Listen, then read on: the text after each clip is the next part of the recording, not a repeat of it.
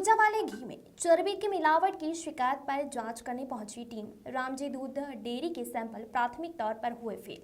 खाद्य और औषधि विभाग की टीम ने लिए सैंपल। भोपाल की लैब में सैंपलों की होगी जांच। पूजा वाले घी में चर्बी की मिलावट होने की ग्राहकों ने की थी शिकायत। सस्ते दामों पर बेचा जा रहा था घी। शहर के महोबा रोड पर स्थित है दूध डेयरी।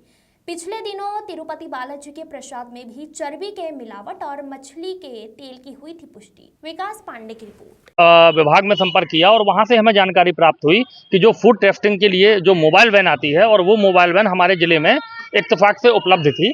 उस वैन का प्रयोग करते हुए हमारे ग्राहक के द्वारा 10 रुपए की रसीद कटा करके उसमें सैंपल की जांच कराई गई और उस जांच में ये सैंपल फेल पाया गया।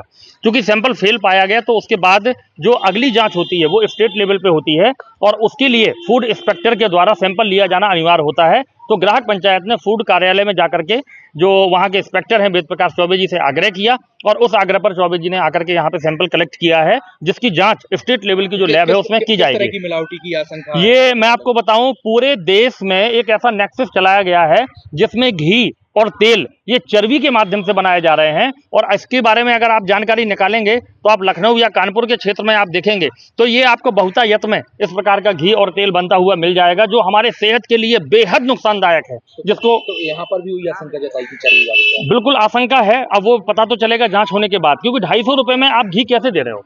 250 रुपए में तो तेल भी मुश्किल है आज की डेट में, आप घी कैसे दे रहे हो?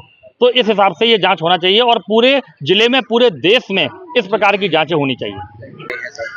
ये मोबाइल वैन आती है तो उसके द्वारा प्रारंभिक जांच की जाती है। उस प्रारंभिक जांच में अगर मान लेते हैं कोई खाद्य पदार्थ मिलावटी पाया जाता है तो फिर उसका लीगल नमूना लिया जाता है। और घी के सैंपल सर फेल हुए थे। हाँ जी, तो वो लोग बता रहे हैं उनको आशंका है कि ऐसे चर्बी वाले मिलावटी घी तो ये तो जांच में सामने आएगा ना, इसलिए उसका लीगल नमूना लिया गया। ठीक।